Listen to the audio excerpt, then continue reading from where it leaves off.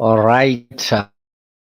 Good evening, good morning, good afternoon, ladies and gentlemen. I'm glad that you're watching Afrique 24-hour TV. Welcome to today's talk show. This is Afrique 24-hour TV, and if you're joining me for the first time and you've not subscribed to our channel, kindly go to YouTube and look for Afrique 24-hour TV and ensure you subscribe and invite your friend, you invite your relatives or your neighbors so that we can be able to watch together. So I'll be steering you through. I'm Leo Nyabaya, and tafadhali karibu na hakikisha kwa umekaribisha mwingine ili tuweze kujumuika pamoja. So this is Afrique 24-hour TV, and this is the daily political talk show that comes on your screen every day from 10 p.m. up to midnight. So karibuni na tuweze tuzungumze kama wa Kenya. Thank you so much for joining and kindly welcome on board.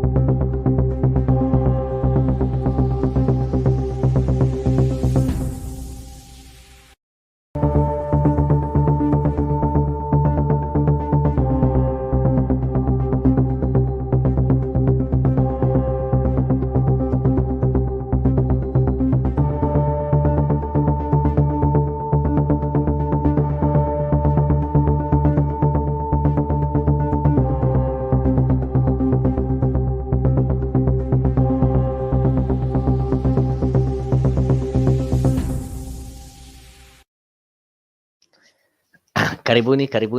Okay, today we are just looking, we're still moving on. And today I just want us to discuss some of the Kenya Kwanza unpopular policies. Ever since the Kenya Kwanza came into power, most of the policies that the government have tried to force into Kenyans, most of the policies that they've tried to implement are turning out to be unpopular. With the recent one, the one whereby they proposed that all the school fee is going to be collected through the 222 pay bill number. That is the e-citizen, which was slowed down or which was stopped by the courts, is another policy that is turning out to be unpopular. We're going to look at some of these policies ever since they came into power, starting with the financial bill 2023. We had the proposed taxes. We had the affordable housing, we had the hustler funds, among other policies that have been proposed by this regime that is proving to be unpopular. So karibuni, and before maybe we start looking at that, I just want to play some few videos here so that we can be able to know what is taking place in this country. So I'll start with this one. Asitoki. Hakuna dola. Wewe ni wapanda gani? Mimi ni wa Kakamega. Wewe ni wa Kakamega? Sasa wewe, kwani wewe unaona mahali shida iko? Shida gani? Sasa umefinya matola. Lazima ile kitu nilisahau kuambia, wewe lazima uko Kaptengele ndio uweze kupata hii. Kama uko kule sasa uweze Sasa Kaptengele Nairobi na Kakamega different. Lazima hiyo network lazima ikue huko Kaptengele huko. Watu wa Kaptengele wakifinya wanapata tu. Lazima niende Kaptengele. Lazima uende huko Kaptengele. Huko uende uone vile. Nikienda Kaptengele nifinyi kompyuta itatoa matola. Lazima. Unkoshua Kaptengele. Niko nandi. Enda tafuta fare, uende kule, ufanye maneno yako, ujue mambo namna gani. Alafu sasa tujue. Hapo lakini lazima ukue Kaptengele ndio hii maneno yote. Nimeshika. Naenda Kaptengele sasa hii.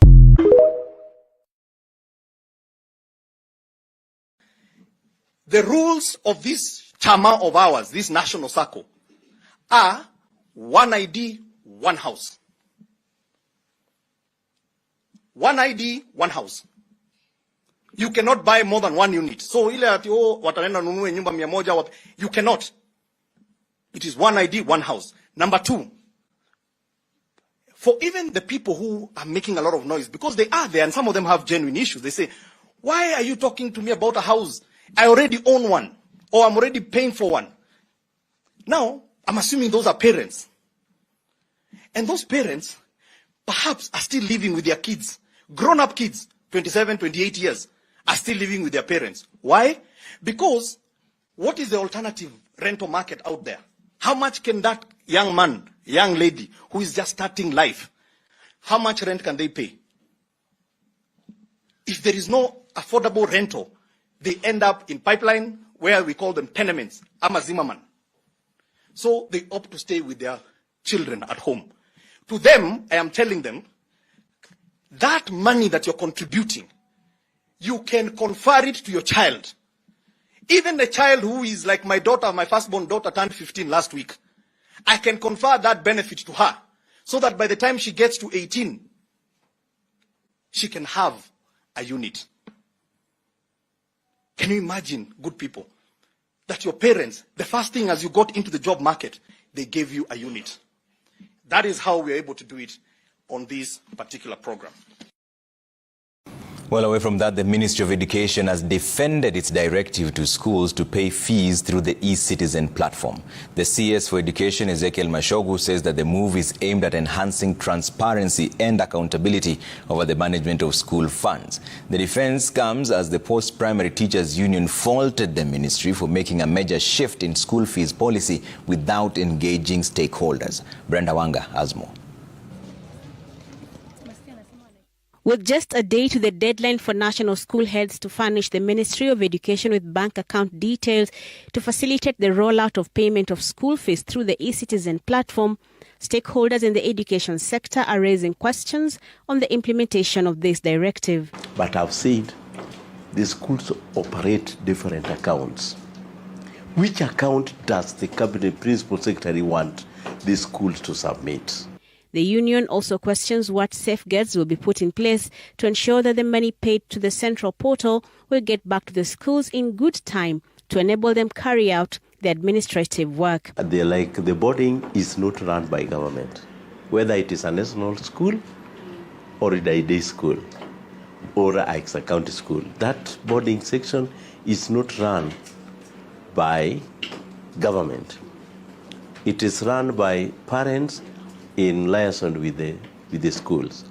So how is the minister or the cabinet or the principal secretary suggesting to us that with the e-platform, then the tag we have always given them that our public secondary schools are the largest private enterprises is going to be removed? And as the government lays the groundwork for this change, education stakeholders are raising fears that the delays that have been witnessed, the disbursement of funds for education might be replicated here. But beyond the questions on the implementation of this new policy, some parents say the new system will disadvantage them, especially for those who enter into local arrangements with school in lieu of cash payments. Wale wanalipa na kuni mnauliza tu watafanya nini? Watoto wao watasoma kweli? Sababu ni vizuri kuuliza. Wengine hata wamekuwa wakileta mahindi. Na lazima shule waelewe, principal wapate kuelewa hawa, ili watoto wao wapate nafasi ya kusoma. In a rejoinder, the CS for Education, in a meeting with ministry officials, defended the directive, stating that it was meant at ensuring transparency and openness. The same message coming from the Ministry of Interior through the State Department for Immigration and Citizen Services, which says the move to have school fees paid through the e-Citizen is driven by the need to harmonize the collection of school fees, enhance the coordination of the process, and promote transparency and accountability. It is also meant to entrench an effective monitoring system on compliance with the relevant policies and regulations governing levying and payment of fees in public schools. The PS Julius Bitok says the change in school fee payment system will be carried out in phases, with the national schools piloting it before being rolled out to extra and county schools. He also assured school heads that they will be able to access the money promptly once parents pay it into the e-citizen system. The rollout of the program, however, could run into headwinds as legislators from the opposition have vowed to move to court to stop it. Tutaenda kotini na tutaisimamisha hiyo, kwa sababu hatutaki kuongezea mzigo wananchi. We shall come for you if you force principals to go into one portal which already has leakages. Brenda Wanga, Citizen TV. Well, away from that, the Ministry of Education has defended its directive to schools to pay fees through the e-citizen platform. The CS for Education, Ezekiel Mashogu, says that the move is... All right, so those are some of the things that we are looking at today. These are some of the policies that have been introduced by the Kenya Kwanza government, and Kenyans feel that the policies are unpopular. Kenyans feel that these policies are not good. So if you're joining me now, kindly I will just request that as you join, you start by liking the video. Naona wengine tayari wameshafanya ile kitu. You can see Wilson Marita has already liked the video. I can see Caleb Ndolo. I can see Dr. Recap. Hello, Afrik TV. Karibu sana. So ensure Wilson Marita is also following. Like na tena katumana comment pale. So ensure you do so, and you also invite others. Tuambie kuwa show imeanza, mazungumzo yameanza, na waweze ukaribia, so you can be part of this conversation. So you can participate in this conversation by putting your comment on the comments. You can do that by putting your comment on the comment section, and also you can also join me here in studio and be part of the panelist here. It's simple, just follow the link that I've shared there. So this link will appear in all the channels. You'll see it on the Afrik 24-hour, that is in our Facebook page, in our YouTube channel, and you can also find it at the Mutembei TV. So join us, join me, so that we can be able to have a candid conversation on how you feel as a Kenyan concerning the Kenya Kwanza policies. There are so many policies. Somebody is wondering which policies are we talking of. Immediately the Kenya Kwanza came into office, we saw the first policy was the Hustler Fund. I've heard there's some positive stories. There are people who started by borrowing 500 and now they can borrow in millions. There are people who borrowed to buy a crate of egg. Right now, they're the ones who are supplying eggs. And there are also some negative stories of people who borrowed and never managed to borrow again simply because they defaulted, or some are also complaining that, you know, I've been borrowing each and every time, but my limit is not being raised. If you started borrowing 500, maybe a year later, you're still being given a limit of 500 shillings. So that is why people are saying that some of these policies are not popular. Some of these policies are not good.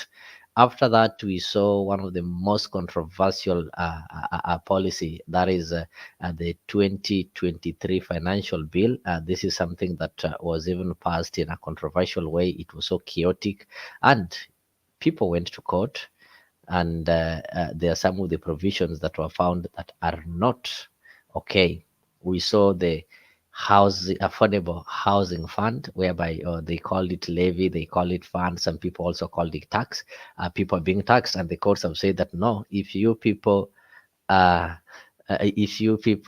want to build houses, affordable, cheap houses, then you don't need to tax us. You need to make it voluntary. You need to make it fair so that everybody can be able to get a house. You need to ensure that these houses that you're saying you're building for the poor, they don't end up in the hands of the rich who will buy them and come exploit the poor by selling it back to them. So these are some of the policies that we're saying are not popular. They're policies that are unpopular. People don't find it easy with them. So you can see Ramesu Yegon is saying that don't say Kenyans when referring to the Azimio Brigade being unhappy with these policies.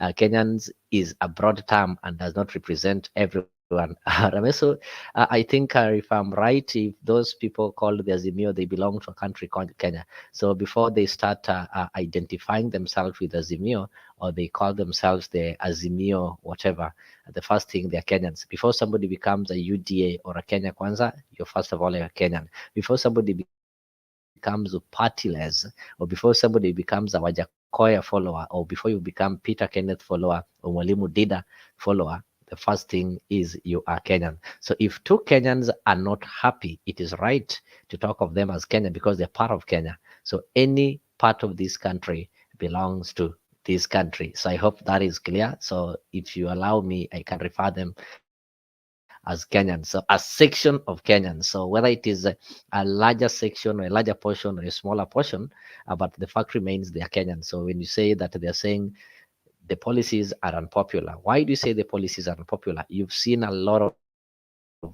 court cases involving these policies. Court has been able to halt and stop some of the policies from being implemented. So that is why it is right for us to say that they are unpopular. People don't find them friendly. People don't find them easy, and people always oppose them. So why do we say that the policies of the Kenya Kwanza are popular or unpopular? So I need your opinion on the comment section, or you can join me on the studio and be able to express yourself very well. So the moment you find that a bill has been passed in parliament with a simple majority, with the people, most people who are also representatives of other Kenyans, not comfortable with it to an extent that they take it to court, it tells you it is not popular. And the recent one, just few days, we were told that the school fees is going to be collected through one account, that is the e-citizen. What happened? There are people who said that, okay, this thing is not right now, because the parliament cannot listen to us, the executive cannot listen to us. People have now turned to the judiciary. And it seems the judiciary is now redeeming itself, and it's now giving Kenyans hope that despite the fact that they might not agree with the executive on some things, but when it comes to some factual issues, that the judiciary is there to stand for them. So I just want to play for you a video of a certain Kenyan who also expressed himself and was saying that, okay, things are not right. And it's so sad that this Kenyan decided even to say that he prays for Kenya to fail, something that should never come from a patriotic individual. So just have a listen to this, then you be the judge. Person who was a thug, who stole land right, left, and center, who was suspect of murder and so many things, and then we say he succeeded by bringing a country to success. That is a very bad story that I don't want to give, and therefore I'm telling God to remember Kenya. So because how we cannot do give you want a God to story. remember Kenya? We cannot tell people over our children that ati tunaambia watoto ati crime pays in Kenya. You can be a criminal and become a president. That is not what we want.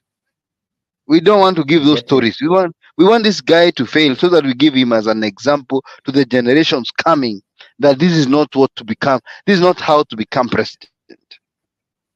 So it is as simple as that. So since we are not missing our words, we are saying we have a cruel government with cruel leaders and the cruelest leaders. That is what we are saying. Yes. Wait a minute. I can see Alex is saying something that e-citizen portal is a scam. PesaFlow is the company that collects a flat rate of 50 Kenyan shillings, and for every transaction. IT shrouded in mastery. Yeah, these are concerns that I once had. I think it was Senator Sifuna questioning this. Whenever you make any transaction at the e-citizen, the company called PesaFlow is the one that collects that money, and it is the one that I think is mandated to remit the money collected to the government. So they will always charge you a flat rate of 50. If you want to pay 5,500, then you'll have to pay 5,550. But nobody gives us maybe. Nobody accounts for this money. Nobody tells us where this money goes, how it is used, and such kind of things. It is even expensive than the percentage that M-Pesa collects when you do some transactions. So maybe the first thing that people should be asking, or people should need to investigate the owners of these companies that are going to be used to collect this money. So when the government says they want to collect school fee through e-citizen, Mr. Secretary General, if maybe now we leave the story of the president and his reputation aside, you know, this money in most schools, the money that is collected is used in the daily activities like buying food and paying for the stationery and some other voted. So do you think the government will be able to remit this money to schools in time and remit it fully and be fully accountable that all the students have paid fee, we now remit fee this amount? Or we are going to have cases whereby schools are going to have children striking because there is no food. Children are striking because they're supposed to go on a trip and the money has not been remitted. They cannot be able to fuel their buses. Is that one the reason that you think maybe most Kenyans are not happy with the decision? Every school has its own arrangements on how they operate. And if the teacher and the headmasters and the principals have agreed on some way of dealing with their issues, that's what it should be left. Hii mambo ya kupatia watu ambao hawajui hata kutafuta nchi, kuongoza nchi pesa. It is funny. You know, the case of Kenya Kwanza is a case of where you go and study to be a veterinary. When you study to be a veterinary, then you target where there are so many farmers of goats and cattle and all those animals. And then go there because there's an election and you are being elected. Because of the only thing that you have is you have a degree or you have a certificate of veterinary. But you don't have cows and you don't have goats, you don't have anything. Yes, that was a Kenyan. I was just trying to give his views on this issue of paying school fees using the e-citizen. So somebody feels that the policy is unpopular to an extent that he wishes that the country fails. So I know somebody will say that is being unpatriotic, but it reaches a point when the citizens doesn't see the value in what you're doing. The citizen doesn't see the importance of what you're doing. The citizens will always see that what you're doing is going to impact them negatively. When or how do people reach at this point? It reaches at this point based on the historical happenings or based on what has happened before. So what happens before is what sets the precedence of how citizens of a country will have maybe to perceive and view the government policies. So it happens that for the last 1 year that the Kenya Kwanza have been in power, the policies that they've been driving and how they've been managing the country has made Kenyans to lose hope. And Kenyans don't believe that something good can come out of this government. That is why even if the government comes up with something as good as telling Kenyans that now, look, we need to pay school fees in a specific account. We need to ensure that there's uniformity so that other head teachers or other rogue principal or school heads doesn't overcharge students or doesn't introduce some illegal fee. We are going to have a situation whereby the government fee is equal and people pay it at a specific point. Kenyans will not see that one positively, but based on the past experiences, they see it as an avenue for the government to come and milk them, or for the government to come and spend their money aimlessly. I heard of a certain citizen who was trying to say that, you see, the government planned to get money from the affordable housing. And because the courts decided to say that this affordable housing, this levy is illegal, now the government doesn't have anywhere to get money. So now the president sat down and called the CS ICT and the CS Education and told them that, look, school fees, there's a lot of money that is being wasted and is being maybe used by the principals back here. Why can't we collect this money so that we can make use of it? So that was somebody's opinion. So I was trying to ask the person, why do you have to say this? The government has said that the reason they want to do this, they want things to happen in a uniform way. They want to do away with the pilferage and the misuse that happens back in these schools, so that somebody at a specific point can be responsible of collecting and managing this money. Kenyans are not seeing that. When or how did we reach at this point that we don't trust our government? We don't trust the government with money. I try to ask that, and somebody is telling me that, you see, we don't trust the government with money. Because even if the money that belongs to the government that they are supposed to be distributing to schools, they don't do that in time. The principals have to make noise. The principal have to call press conferences. They have to write letters. They have to walk into these offices each and every day so that this money can be remitted. What will happen with the money that we've paid? We are going to have a situation whereby after you paid school fee, schools are going to run they're going to run out of food. There will be no food there, yet you've paid school fee. So how sure are we that the government is going to remit this money to schools in time? Or how sure are you that the government is going to remit this money fully? So those are some of the concerns that people are having. So my brother Ramesu, when you see people talking like that, it means there's a precedent that has been set. Today, the president, like yesterday, the president was in Japan. He made some bilateral talks and some agreements between the government of Kenya and the government of Japan. But when he was trying to tell people some of the deals that he made, employment deals, business deals, what are Kenyans saying? Those are lies.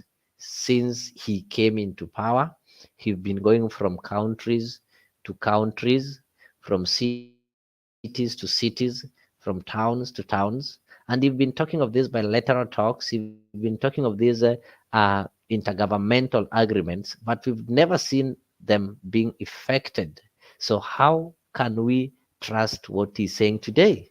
So that is the situation that Kenyans are. They are saying that, okay, these people are having policies, yes, but the policies are turning out to be unpopular. They are policies that can never be achieved. They are policies that have not been achieved. If you're joining me now, this is Afrique 24 TV. This is Open Political Talk, a talk show that comes on your screen every evening from 10 p.m. up to midnight. So welcome on board. You can participate on the comment section. Let us know your thoughts. Let us know your feelings. Let us know what you have to say. And if you feel so that you want to join the studio, then I'm sharing a link on the comment section.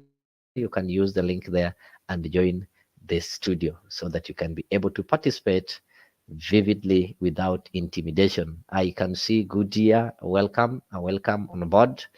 Karibu sana. Ramesu is saying that a small section of Kenyans believes that nothing good will come, but the rest of us believe that something good will come from these government policies, and the majority rule. Only a minority are noisemakers. Ramesu, how do we now gauge and know the ones who are making noise are minority? If their noise can be heard, then we can't say they are minority. We can't ignore them, because if they are a minority, then even their screams could not be heard. But the fact that their noise can be heard is enough for us to say that these people are not minority.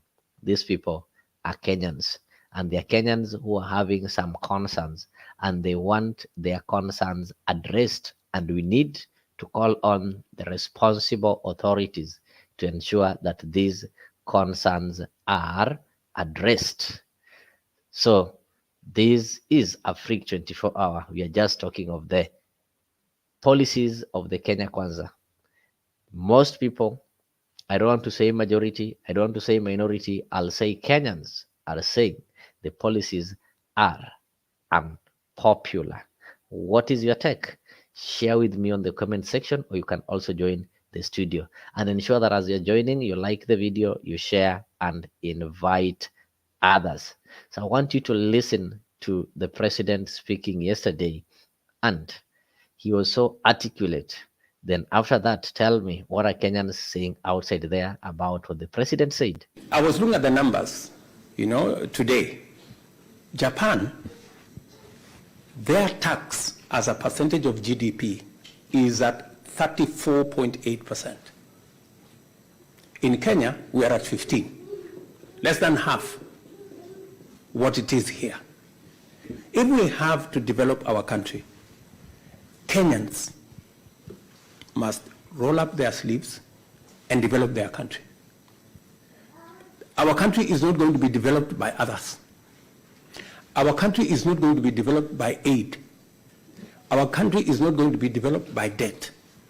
Our country is going to be developed by us. Japan is built by the Japanese using their own taxes. Kenya will be built by Kenya using our own revenues and our own taxes. That is a statement that we must tell each other. The one thing that I have committed myself to do is that we must then provide a guarantee that every Kenyan who pays for whatever service or pays whatever tax, that money should not be stolen by anybody.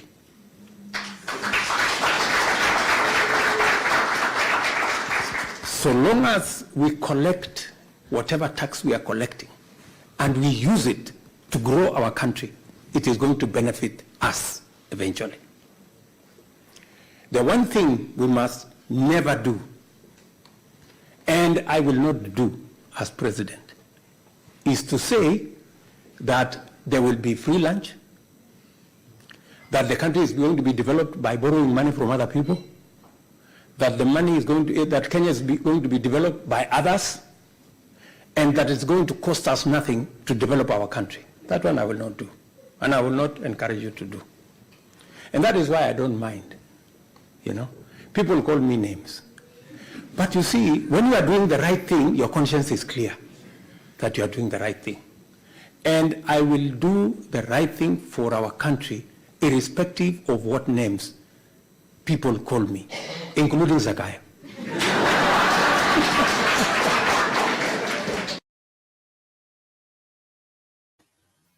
Yes, that is the president. He was telling Kenyans that, you see, we are not going to depend on some donors to build our country. That is, we are not going to build this country on donation. Number two, we are not going to borrow money to build this country. Meaning, the only option, the only way that we are going to build this country is through taxation. That was the message from the president. And back in the country, people are really opposing this taxation because they're saying, okay, you are overtaxing us, but we can't see the value for this money. Before we proceed, or before we look at anything else, I want us to see if the president is so genuine about saying that we are not going to borrow money and we are not going to depend on donation.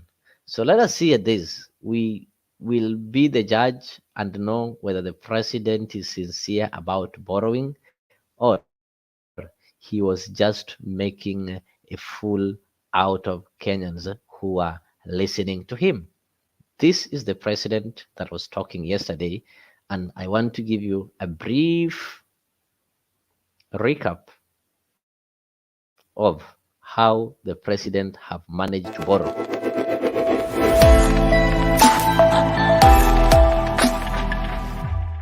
President William Ruto's administration has borrowed 17 billion more than his predecessor in its first 6 months in office, upending the plan to go slow on debt.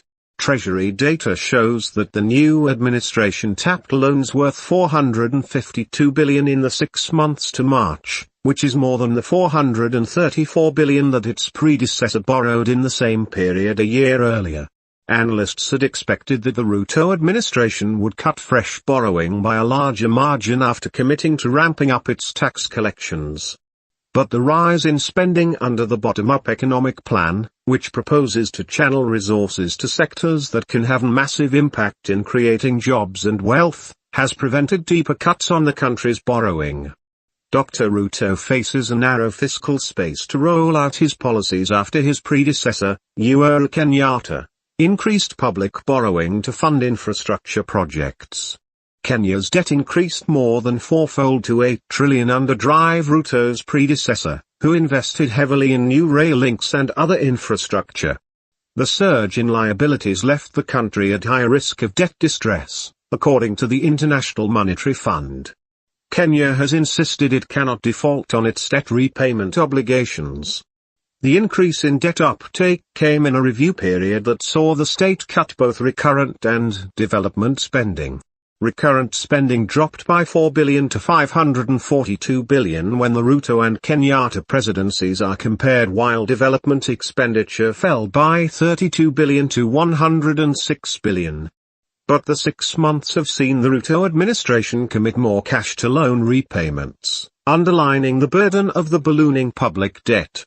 Kenya paid 578 billion to service debt in the first 6 to March compared to 501 billion in a similar period a year earlier during the Kenyatta era. Dr. Ruto earlier said the government should never borrow to finance recurrent expenditure, adding the market could not sustain that kind of borrowing. Recurrent expenditure normally includes civil servant salaries, domestic and foreign travel, and fuel costs for the government's fleet of vehicles. In the 6 months, Dr. Ruto's team raised 928 billion in taxes compared to his predecessor's 866 billion.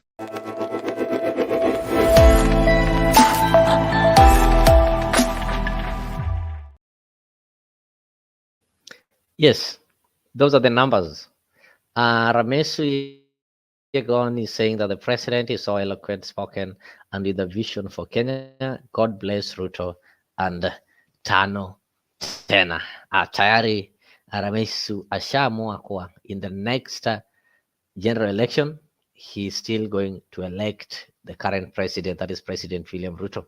The numbers there are talking of a president that has borrowed more than his predecessor in the first 6 months. That is the first 6 months. Remember, right now we are having 1 year plus. So if we go back to the numbers and keep on adding, I don't know what we are going to read.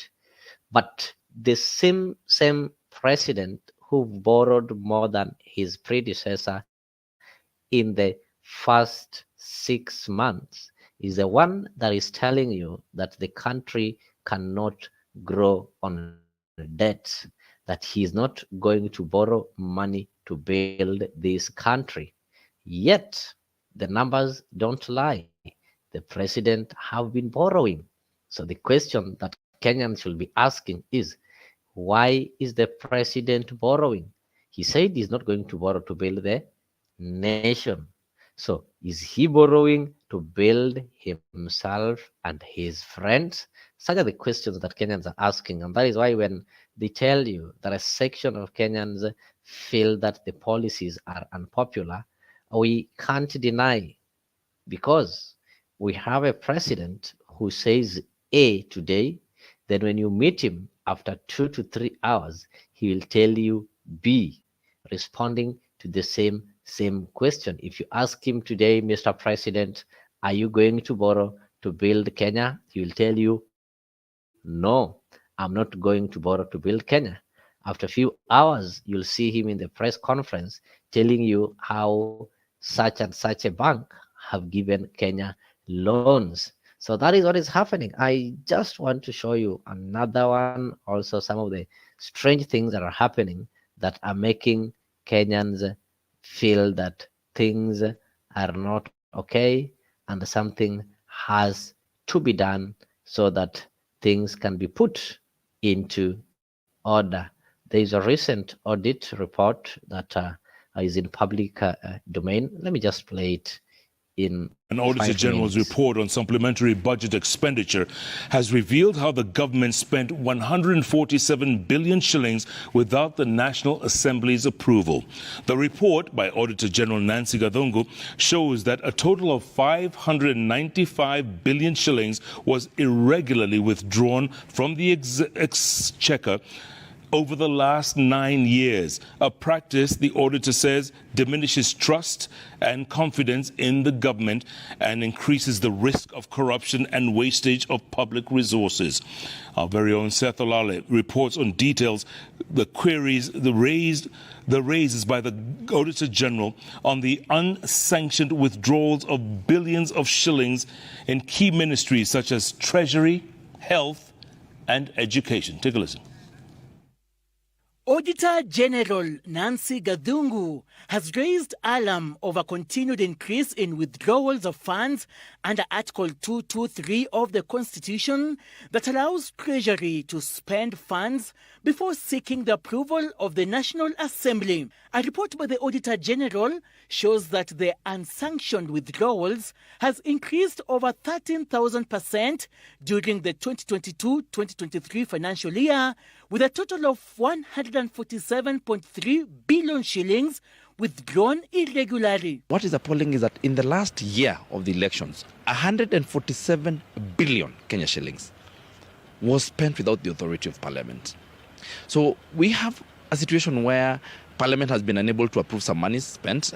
The special audit report revealing that 5 billion shillings for recurrent expenditure and an additional 2.8 billion shillings for development expenditure requested by 5 government ministries, departments and agencies were approved by the Controller of Budget but were not disclosed in the information submitted to the National Treasury. In addition, 6 ministries and departments incurred expenditure totaling 47.2 billion shillings, which was over and above the amount approved by the National Treasury as additional funding granted under Article 223 of the Constitution. The report revealing that some government ministries and departments exceeded the 10% threshold of the appropriated budget, thus flouting the Public Finance Management Act 2012. The auditor highlighting flaws in purchase of shares by the National Treasury during the financial year 2022-2023. The report, despite the government releasing 6.3 billion shillings to purchase shares in Eastern and South African Trade Development Bank and Africa, Export-Import Bank, Afrimix, there is no proof of the procurement. The auditor stating, and I quote, there is no proof of the procurement. So that is the government that we are having, and that is the government that Kenyans are saying that they are having unpopular policies. Mr. Secretary General, good evening. Oh, so SG will get back. I think he just dropped because of some connection problems. So we are having a government. We've just had that some of the expenditures that are supposed to be approved by the Parliament is not happening. The executive is just operating anyhowly, though it is not something that started with this current government, but it is something that has been happening even in the previous governments. And the Kenyans had high hopes. Kenyans believed that when the hustler government is going to be formed, then that was going to be the end of their problems. That was going to be the end of irregularities that were taking place in government. That was going to be the end of corruption. That was going to be the end of all those bad and evil things that one would imagine that was taking place in the government. Kenyans had raised their hopes higher. They expected much. But now what is happening is that they are being called upon to settle for less. The expectation was high. So now the government is telling them, relax. The expectation that you had is unachievable. So you have to lower your expectations, lower them, then expect less. But Kenyans, instead of expecting less, they've now decided that they want to expect nothing. And when you interview people outside there, some of them even don't want to speak matters of Kenyan politics or matters of leadership in this country, simply because their high hopes were thwarted, their high hopes were done injustice until they decided to lower their hope to the minimum of expecting nothing. And that is why we say that the Kenya Kwanza policies are getting unpopular.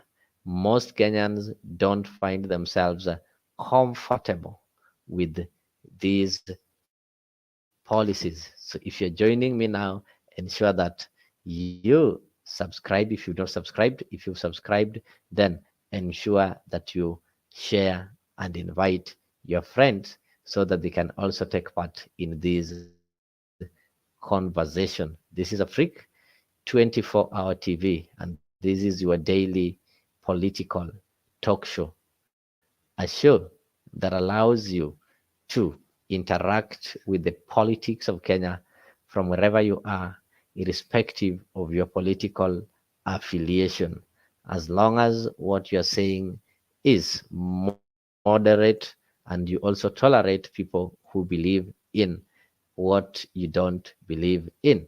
I started by talking of the affordable housing policy, and this is how even the implementers had to sweat while trying to explain how Kenyans are going to benefit from this scheme. Just the rules of this chama of ours, this national circle, are one ID, one house. One ID, one house. You cannot buy more than one unit. So ile ati wataenda nunue nyumba 100 you cannot. It is one ID, one house. Number two, for even the people who are making a lot of noise, because they are there and some of them have genuine issues, they say, why are you talking to me about a house? I already own one, or I'm already paying for one. Now, I'm assuming those are parents. And those parents perhaps are still living with their kids. Grown-up kids, 27, 28 years, are still living with their parents. Why? Because what is the alternative rental market out there? How much can that young man, young lady who is just starting life, how much rent can they pay? If there is no affordable rental, they end up in pipeline, where we call them tenements, ama Zimmerman. So they opt to stay with their children at home. To them, I am telling them, that money that you're contributing, you can confer it to your child. Even the child who is like my daughter, my firstborn daughter turned 15 last week. I can confer that benefit to her, so that by the time she gets to 18, she can have a unit. Can you imagine, good people, that your parents, the first thing as you got into the job market, they gave you a unit? That is how we are able to do it on this particular program. all right, that was Hinga trying to explain to Kenyans how the affordable housing is going to work. That was the beginning. He started sweating. The bill went to parliament. It was forced. It went to court. And even right now, even as court has said, okay, you people, you can continue building houses. Actually, nobody stops the government from building the houses, but you should stop taxing people. Don't touch on people's money. But the president yesterday had to say that, okay, whether you complain, whether you do what, he is not going to be intimidated. He is not going to stop doing what he's doing simply because some court somewhere have told him to stop doing. And that means that he will continue taxing you, whether you like it or you don't like it. You'll still continue contribute, whether the court says that the contribution is illegal or not illegal. He doesn't care. He doesn't care. His policies have to be pushed on. And Kenyans are saying, oh, no. Well, why do you have to force us with things that are not popular? Why do you have to force us with things that we people are not interested in? Why? So listen, the president had a long talk. I think the video is not that long. I'll just have to play it here so that you be the judge. Today, Japan, their tax as a percentage of GDP is at 34.8%. In Kenya, we are at 15, less than half what it is here.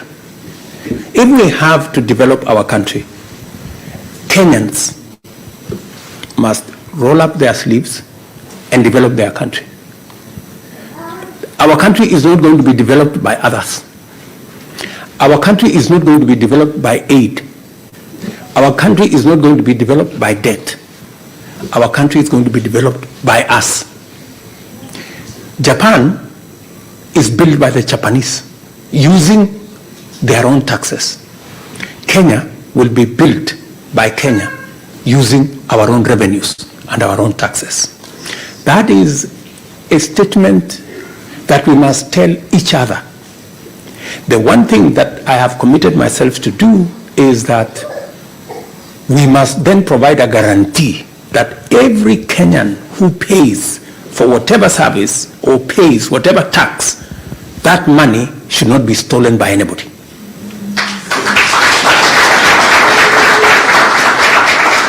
So long as we collect whatever tax we are collecting and we use it to grow our country, it is going to benefit us eventually.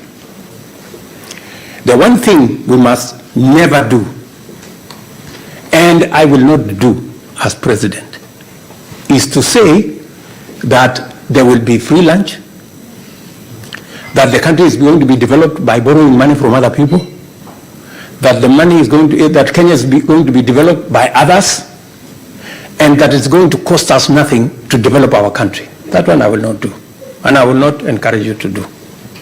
And that is why I don't mind. You know, people call me names. But you see, when you are doing the right thing, your conscience is clear that you are doing the right thing. And I will do the right thing for our country, irrespective of what names people call me, including Zakayo. We have a program with the Japanese government in Mwea. We concluded with their support the dam in Mwea that is now enhancing our production of rice in Mwea from by an extra 10,000 acres. There is a small component that is left of about 2 billion shillings. It's the reason why I came to straighten it up so that we can conclude phase 2 of that project, some canals and some items. And I have already received indication that that will be something that I will have a conversation with the Prime Minister tomorrow evening. We are also working with Japan on a master plan because we have huge opportunity in Ahero, in Kuja, in Migori, in Pekera, in Baringo, in Tana River, in Hola, in Bura, and in many other areas in Kenya. So that is a conversation we are going to have. They are supporting us to work out a master plan so that we can invest appropriately in that space. Secondly, we will be also having a conversation around mechanization. In fact, I will be meeting JBIC and one of the providers of equipment on how we can mechanize our agriculture, because we still have almost 45% of our agriculture is not mechanized, and that's why our productivity is low. People who have interacted with Kenyan human capital or Kenyan labor, they confess that it is a very professional, highly skilled, hard-working Kenyan labor force. So it's a premium. Any company, if they have a choice between hiring a Kenyan and hiring another person from another country, I don't want to say which one, they will choose to go for a Kenyan.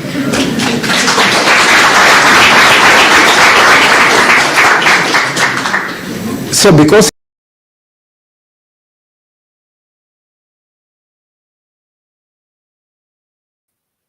that was the president still, and that is still one of the policies of the Kenya Kwanza.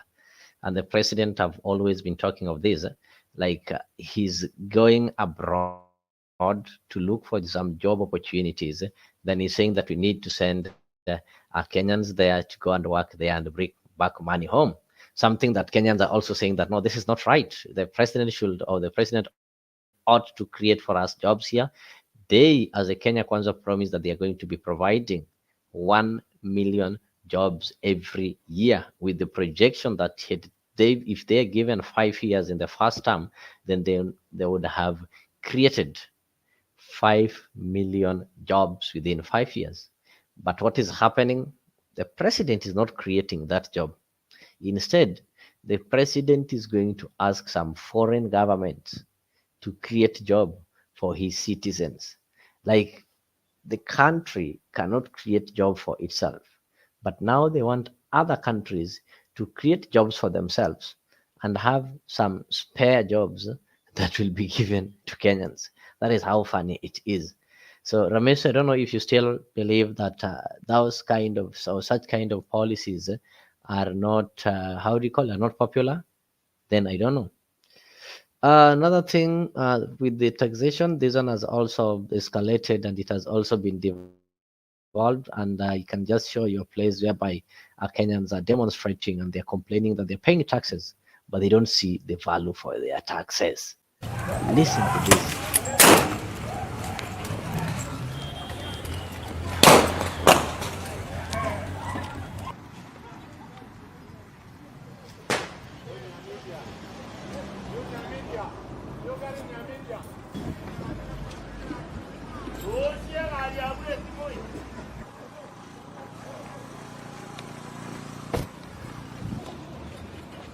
Zima hiyo moto. Wewe pita kama unapita. Utakunyorosha.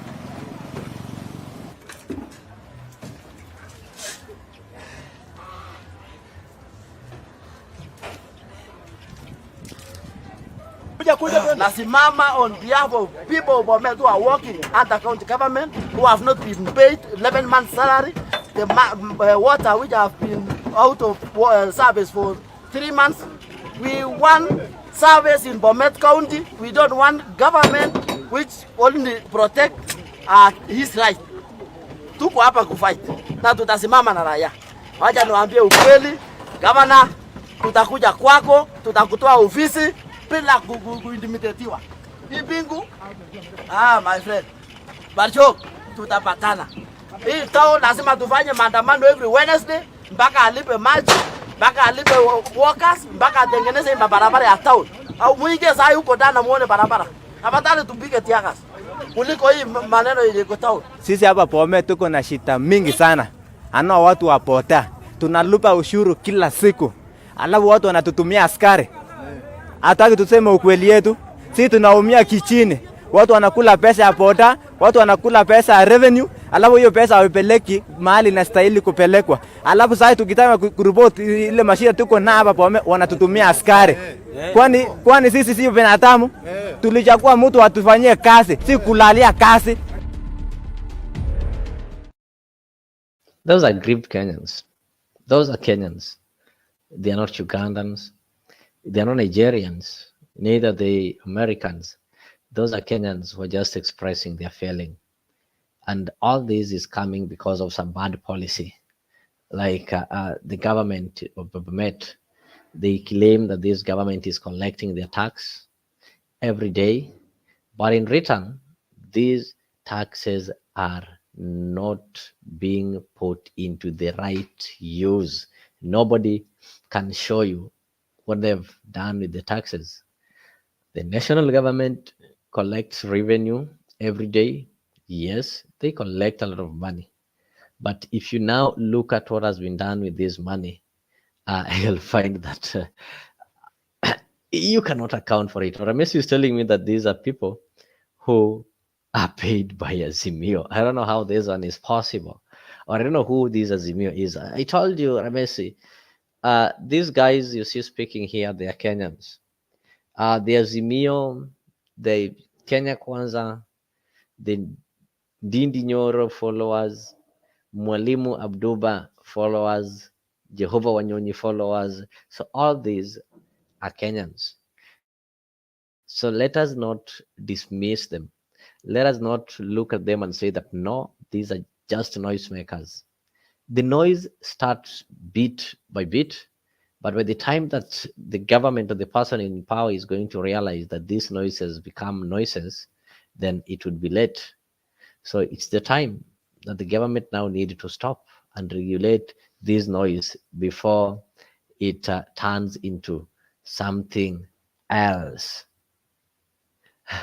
Oh, Alex, I know you're just looking at my eyes. My eyes are okay. I got some red eye imepona, but it leaves you with some red eyes. When somebody look at you, they might think you've followed Wajakoya's congregation, but that is not the case. Uh, Once that disease leaves you, your eyes remains to be red. But I don't want to cover them with some glasses. But it's okay. Thanks and welcome. Thanks that you've noted that my eyes are never that color. Somebody maybe might have thought that I passed somewhere before coming here. I'm okay. It is just a normal color. That is good. So I don't know why somebody thinks that when people get up to ask or to stand up for their rights or what rightfully belong to them, that they've been paid by Azimio or they've been paid by somebody, then who pays this Azimio? Or who is this Azimio that is capable of paying people? So what Kenyans are saying, I said I'm not going to talk of whether they're majority or minority. I'll just address them as Kenyans because it's a section or it's a group of Kenyans. So whether they are the majority or the minority, that one we don't need to care of because the constitution that we have as a country is binding everybody, is protecting everybody's right at an individual level, at a group level, at a community level, or at an organizational level. So when something bad happens to two Kenyans, it doesn't mean that the millions of Kenyans who are not feeling it or who are not seeing it as a bad thing are right. Sometimes majority can be wrong, but minority can be right. So can we, for once, look at it and say that, okay, there's something wrong in the country. The policies are not popular. How do we now encourage the government to come up with the policies that are popular? That is the question that we need to be asking. That is what we need to be addressing right now as good citizens of this country. We don't need to wait for us to maybe for something to happen to us is when we now complain. Like if you see your neighbor complaining that you see, hey, this and that is not doing well, don't wait for your turn is when you complain or is when you take an action. You need to learn to take an action before you are reached, because when you'll be reached, there'll be nobody to speak for you. So can we speak for the Kenyans who've seen this country and have said that the policies are unpopular? Can we give them time to be listened to? Can we support them so that we can be able to move this country in the right direction? So that is the question that I'm asking today. The Kenya Kwanza unpopular policies, is it true that the policies are unpopular or the policies are popular? Maoni ni yako. I've already seen Yegon has insisted that the policies are okay. It is only few Kenyans who've been paid. Goodyear, I didn't see your opinion. Dr. Rika was also here and the rest. So you can join this conversation by putting the comment or leaving your comment there on the comment section. You can also use the link that I've sent there to join the studio so that you can be able to speak it out one-on-one and tell us, why do you feel that the policies by the Kenya Kwanza are unpopular? And if you feel that the policies are popular, like my brother Yegon, then you also need to tell us, why do you believe that the policies are popular? Kwa wale wanataka kujiunga nami kwenye studio, nimeweza kutuma link pale ili muweze kujiunga nami hapa na muweze kutoa maoni yenu kwa njia ya moja kwa moja. So we are listening to this. I think we've not finished. That we have, we must make sure that we deploy it appropriately and we use it to drive our progress and our prosperity as a nation. As we digitize government services, as is expected, there is a lot of resistance. Initially, we had something like, I think, 3,000 pay bills, you know. Now we have reduced the 3,000 pay bills to 1, so that we can have sight of government revenue. You may have heard the latest about school fees in Kenya, or money that is paid by parents. And some of the monies paid by parents, for example, in boarding schools, because we provide resources for learning in all our primary schools and secondary schools. What parents pay is boarding fees and maybe lunch. We are insisting because we realize that there are illegal levies charged by boards of management of schools that go into accounts that nobody knows.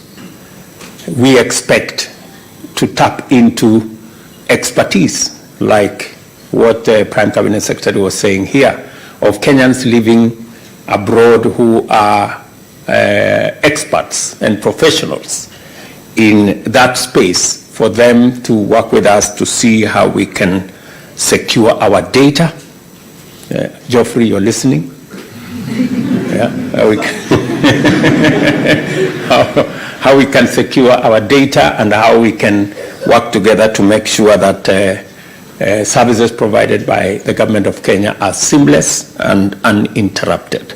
The reason why we are signing some of the bilateral agreements is that in the past, because there wasn't, deliberate government, plan, many of the workers that found their way into the diaspora were either professionals like you, people who've gone out for scholarship, and some of the time, majority went to us domestic workers.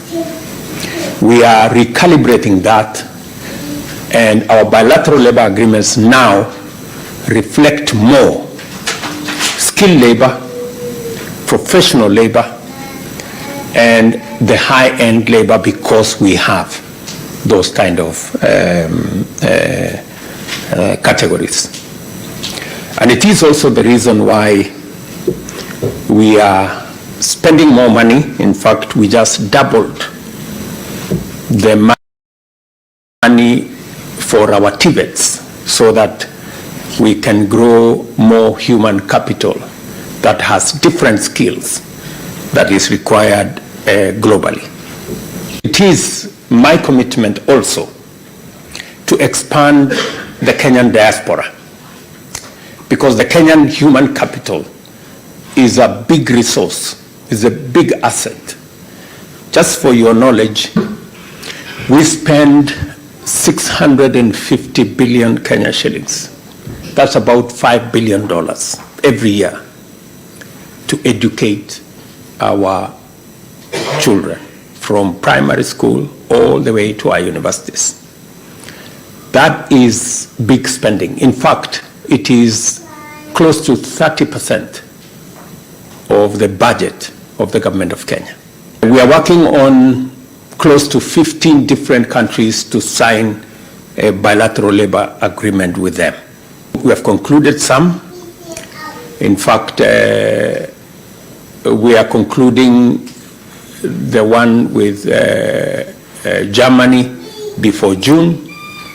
We already have many other bilateral labor agreements in different stages, because it is my intention to make sure that we have an extra 1 million Kenyans in the next 5 years working abroad.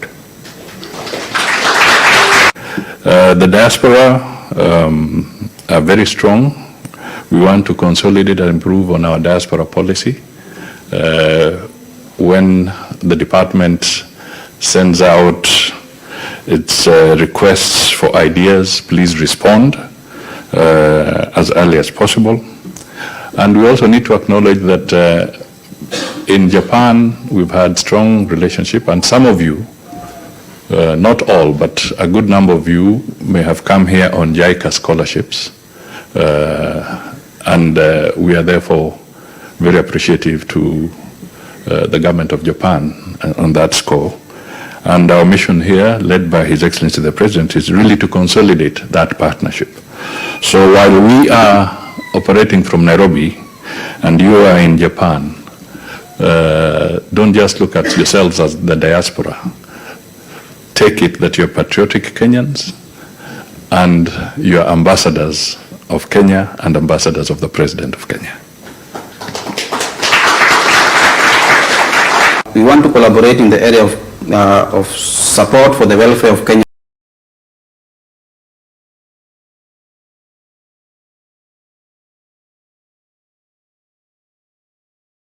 Oh, okay. Those are some of the policies that we're talking about. We are having the diaspora policy. I know those people who are in diaspora will be able to tell us whether these policies are accommodative or they are policies that have been exaggerated.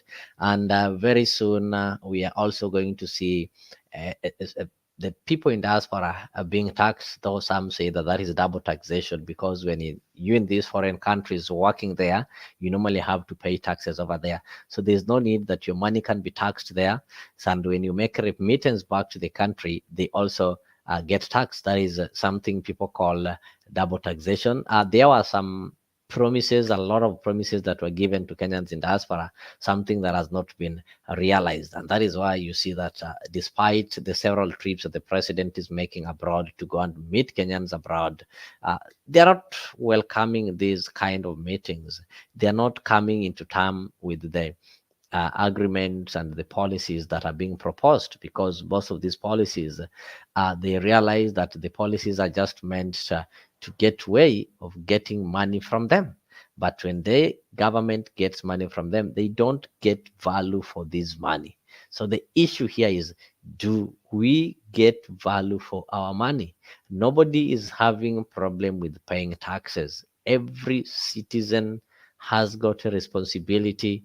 It is their duty, it is their obligation to pay taxes to the current government. But the question that people are asking is, okay, yes, taxes are not tithes. You know, when you pay tithe in church or at your worship place, you don't have to follow up and know how your pastor or how your religious leader used this tithe, because it is just your responsibility to pay the tithe.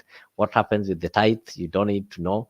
Hata kama hii tithe ameenda amekula nao starehe mahali, it is none of your business. But taxes are different. Taxes are paid to the government so that the government can use these taxes to provide services. The government can use these taxes to ensure that there are better amenities. But here's a situation whereby taxes are being paid, but nobody can be able to see the value of their tax. Another issue that is also here, and people are really talking about it, is this policy whereby the change of the NHIF. There's some people saying that this is now just a way of planning to go and get some people that the government is not comfortable with out of their previously occupied position. It's also another way of the government trying to get more ways of centralizing corruption. Though, if you listen to the explanation from the CS Health, it tells you that this is a good idea. It is something that is going to revolutionize the health sector. But based on the presidency that had been set, Kenyans today, nobody can come and convince them that, okay, you know, when you go to the hospital, you're going to get medicine there, you're going to get everything there. Kenyans will tell you, no, stop lying. This is a song that has always been sung each and every time with different regimes, but still the hospitals are there, The previous regime managed to build several hospitals, but are these hospitals equipped? Do they have medicine? Do they have doctors? Do they have nurses? Are they worth the money that you've paid in your NHIF? When you go to get treated, you're having a card, you've been paying the insurance, then they tell you to go and buy medicine in a nearby a pharmacy, in a nearby chemist. So these are some of the things that Kenyans are really wondering. And so interesting that most Kenyans, or some Kenyans, have even lost hope in the government. And to an extent, I saw one today was requesting that he be arrested. So that is the state that we are in as Kenyans. So if you're joining me now, kindly ensure that you like the video and share with your friends. And also just a reminder that tomorrow we are also having one exclusive show that is normally aired on Afrique 24 hour. You will not find it in Mtembei. It is exclusively for Afrique 24. That is why I always plead with you that ensure you subscribe so that whenever we go live, you get notified. So tomorrow we are having Bed of Roses actually. So the Bed of Roses comes to you every Friday from 8 p.m. So ensure you subscribe to Afrique 24 hour so that tomorrow when we'll be having this show, you don't fail to watch it. Join us every Friday from 8 p.m. to 9 p.m. for a captivating journey into the world of love, relationships, and romance. Presented by the dynamic trio Maggie Knox, MC Jesse, and Annie Waweru. Bed of Roses promises to be your weekly dose of heartwarming stories, insightful discussions, and expert advice on matters of the heart. Whether you're single, in a relationship, or simply love a good love story, this is the show for you. Don't miss out on the chance to unwind and indulge in the joys and challenges of love, all brought to you by our talented hosts.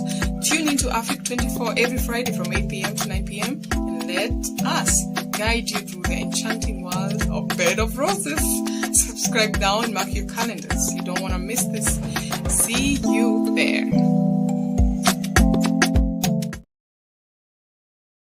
See you there. Don't miss that show. I'm telling you, it is an interesting one. I can see Nyayo 40 saying that pay fee kwanza kwa e-citizen, Mr. Principal wako na siku mrefu. Nobody is going to survive.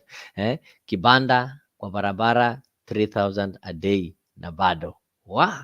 So those are some of the things. Yeah, so those are people are expressing themselves. So they're telling you some of these policies zinaumiza. Yeah, people are crying. People are complaining.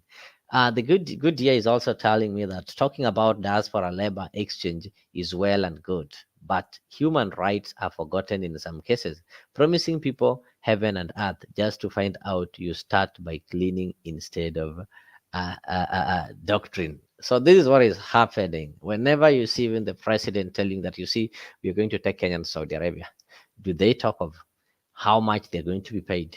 Do they talk of their rights as Kenyans, as human beings, or they are taking people to places whereby people are going to be mistreated, and some of them are going to come home in a coffin, or some of them will come home with some injuries that they incurred over there, something that is going to affect them the rest of their life. So these kind of policies are the ones that we are saying are unpopular. They are unpopular in the sense that Kenyans don't find them fit for them. When they look at them, they find that these policies are policies that cannot work well. So I'm also reminding you that I'm also having another show on Sunday that is called Dr. Shamba. So for those people who've watched that show before, you can be able to tune in on Sunday. And for you to be able to get these things well, you first of all need to subscribe to Afrique 24-hour TV. That is when you'll be able to get the exclusive shows. These are shows that are only aired on Afrique 24 TV. So I can see from the comment section there, it's so interactive. Goody has talked about this international labor. I've seen Nyayo, I've seen Honorable Alex. Good to see you people this wonderful evening as we are trying to look at the policies of Kenya Kwanza. Are they popular or unpopular. And if they are unpopular, what should be done? What should be done so that Kenyans can feel that they are part and parcel of the Kenya Kwanza policies, so that Kenyans can be able to know that these policies are made for them, but not the current situation whereby people keep asking themselves, then who was these policies made for? Why is it that everything that the government is trying to come up with ni zile za kunyanyasa raia wa kawaida? Are these the same people who are campaigning, telling you that you are going to get free NHIF? Yesterday, you heard the president confirm that you're not going to have free lunch. You're not going to have three things. Everything you'll have to pay. Even the Hustler Fund, you have to pay. And yesterday, the Central Bank of Kenya increased the lending rate. So meaning that loan that you're going to take, you're going to pay it at a higher rate compared to the one that you are taking before. So let me just take a break of 1 minute. I would have liked to know from Mr. de Klerk. I would have liked to know from Mr. de Klerk, who was disciplined when 8 million of taxpayers' money was given to Inkatha Freedom Party? That was in July 1991. Who was disciplined? These vague statements are counterproductive because they lead to the conclusion that Mr. de Klerk is less than frank in making important statements on national issues. But I want to say that various points of view have been expressed here. I wanted to assure you that on the 27th of April, you will make your choice. And I don't doubt what it is going to be. Yes, those are some wise words of Nelson Mandela.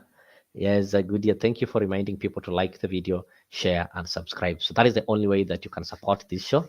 We will always be here. We'll always be available for you. We'll always be available to have some conversation with you. We'll always be available to discuss matters Kenya. So the only way that you can support this program is by subscribing, liking, sharing, commenting, and sending those flowers. Are they flowers? Yes, those things that you normally send. So that is how you can stand with this channel, and we will always be happy to engage you.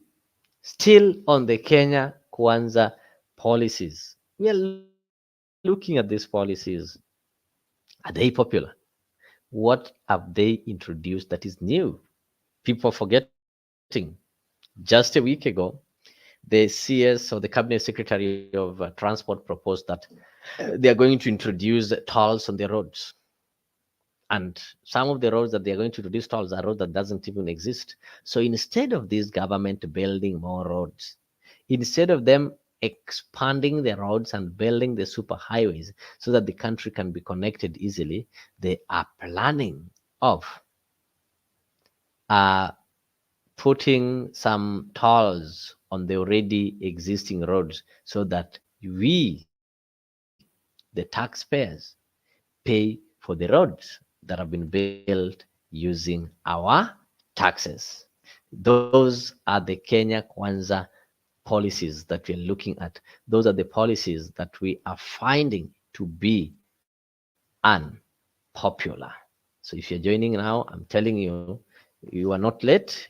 Just start by liking the video. Why is the policies being brought out now? It all sounds like 2027 campaign mandates. I can smell a rat. Yes, what happens in politics is that immediately the elections are over, people start thinking of the next elections. Unless you're not serious with winning, or unless you are comfortable with serving and going home. So immediately the votes have been counted and the winner declared, people stops thinking of what happened or what should happen. They start thinking of the next elections. So that is why the policies are being introduced now. But the policies that are being introduced, they are policies that people don't find themselves comfortable with. They're policies that when people look at, they feel that those policies are not meant for them.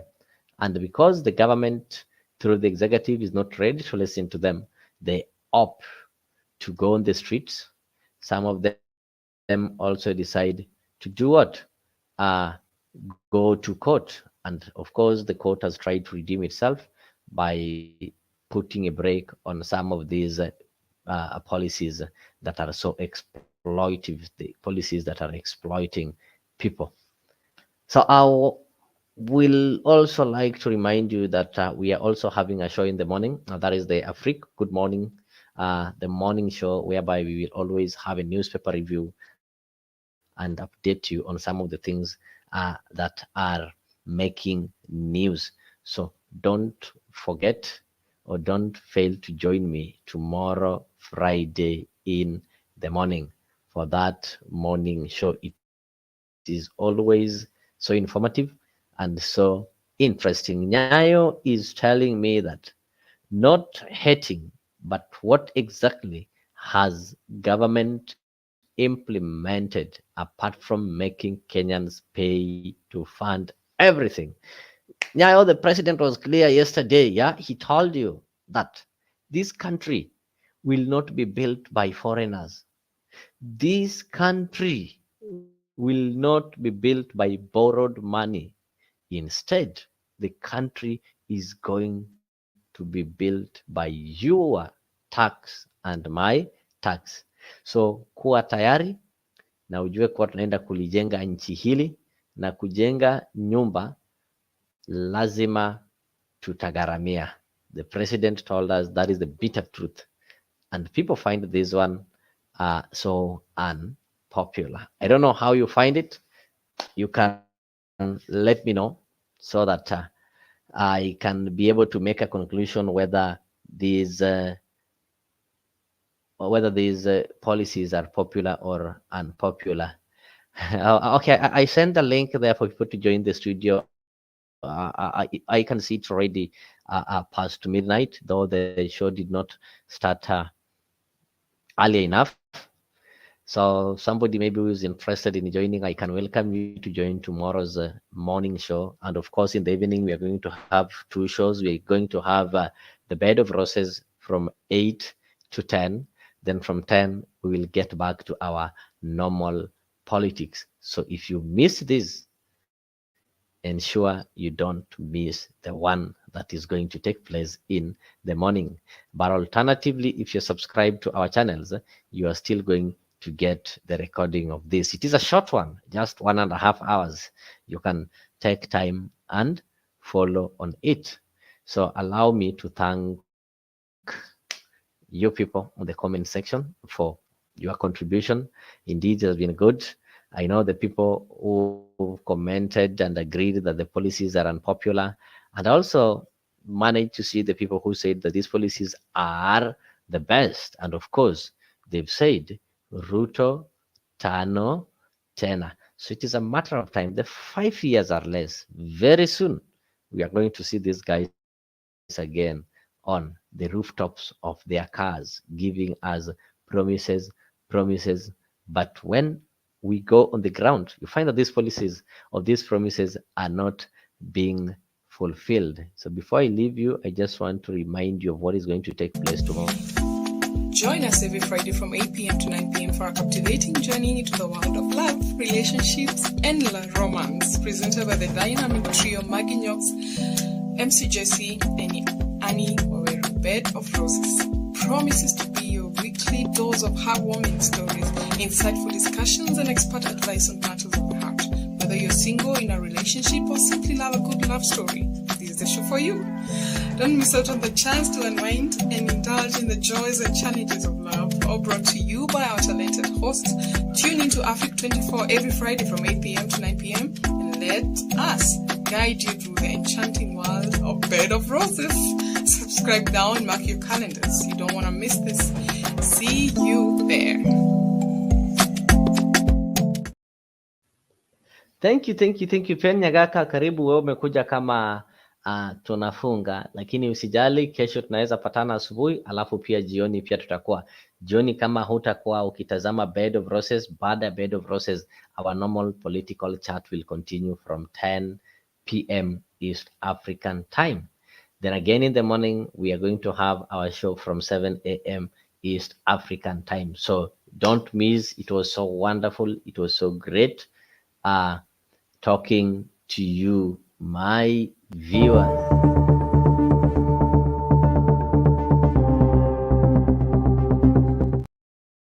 And of course, you know, when you have somebody like Ben Nyagaka on the bench, you can't wait to lock him out. Ben Nyagaka, karibu sana. Najua kile tunazungumzia hapa pengine you don't find it comfortable because you're saying that Kenyans are saying that the Kenya Kwanza policies are unpopular. So do you agree ama unapinga? Na kama unapinga, why do you think that they are popular?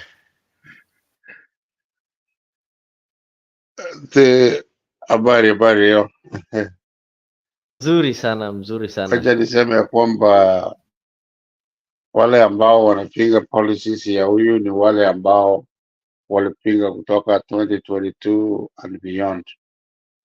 Hivyo ni kuambia tu policy ya hii government ni kama up to 2025 ndio 2027. Wao walikuwa wanasema Ruto go home, lazima atoke. Ruto karibu kumaliza miaka 2 sasa. To be specific, the policies that you're talking about ni mzuri sana, is exactly what we wanted them to do, especially getting rid of all the corrupt people. That way the Kenya can develop using our own taxes.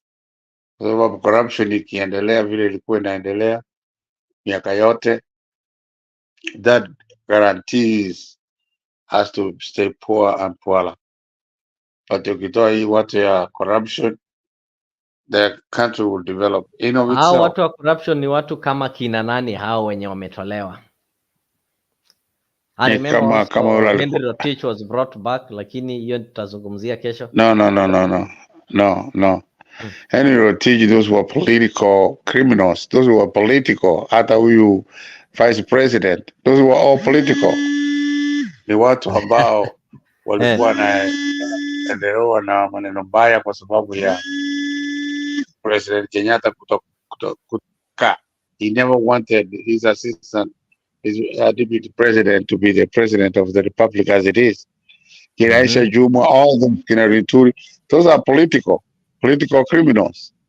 We are talking about the real people that can be really, you have to go to court and, and the court, let the court determine how criminal you are. How wote walichukuliwa kotini kina Rotich, and there was no evidence to convict them. How do you think they got all free? Because they were never convicted. There was no anything. These were all political criminals. Na hiyo ndio chafu. Huyu Kenyatta amechafua watu ya UDA na chafu kama hiyo. So we have to, like the former minister for tourism, Chibarara, na wale wote kutoka kwa port of Mombasa. They have fired about 9 of the executives from Mombasa. These are people who are in the court. It is not the job of the executive or the branches of the executive to determine who the criminals are. It is the job of the court to determine how criminal you are and how much time you have to serve. So if Rio ukinionyesha wale watu ambao wako criminals na koti imesema imekubali na wameandikwa na hii serikali, nitakubali. I will criticize them just as much as you could. But how these are nothing but political criminals, Hii watu wamefariki, most people were being dumped in the lake, by the lake of your Lake Victoria. Who took those people to court? They were just being killed. So what this guy is doing is cleaning the government as it is. The watch at one kama atafanya. Sasa hivi, vile tunazungumza, there are issues. The economy is very hard on the common people in Kenya today. So we understand that.